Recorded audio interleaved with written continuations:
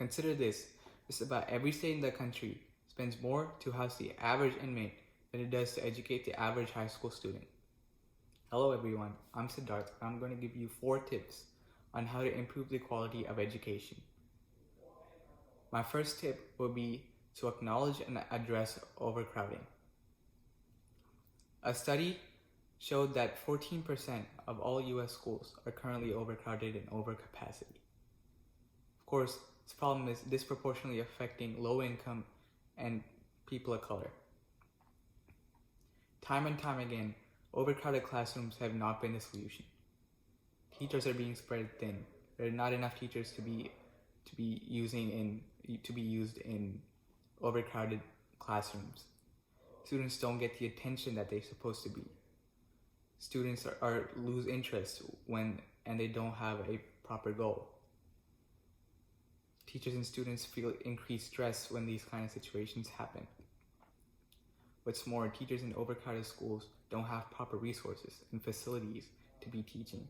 For example, some schools have classes being taught in gymnasiums.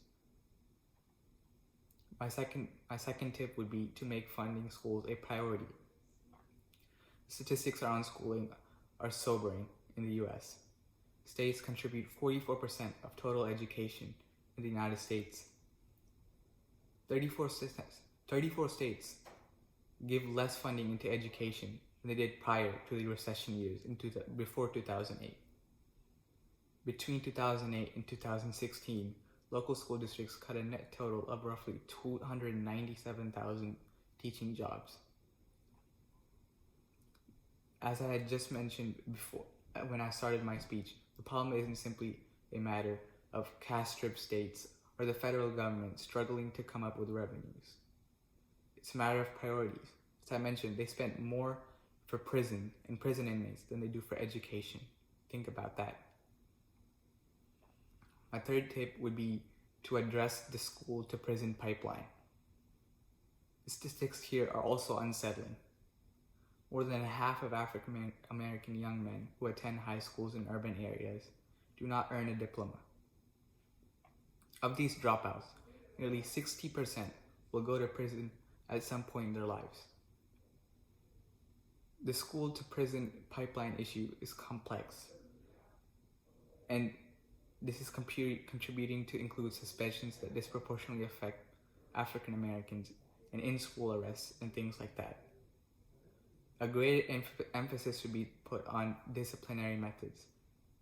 Rather than detention or suspension, there will be significant improvement if there's things that can be more helpful to people like African Americans who don't need to be constantly disciplined and suspended and have their lives being destroyed.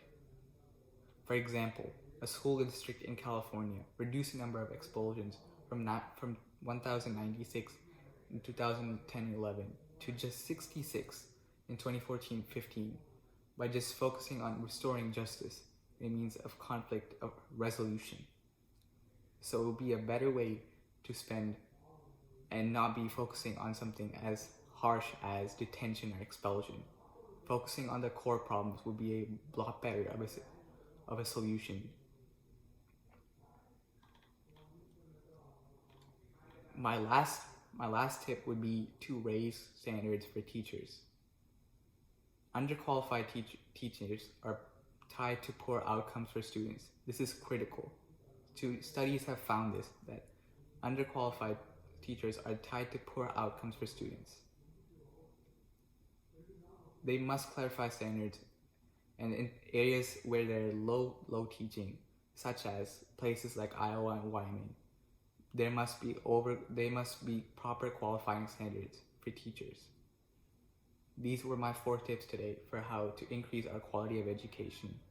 I hope that we gained a lot of this and we can have constructive arguments and put a proper resolution for the government. Thank you for listening.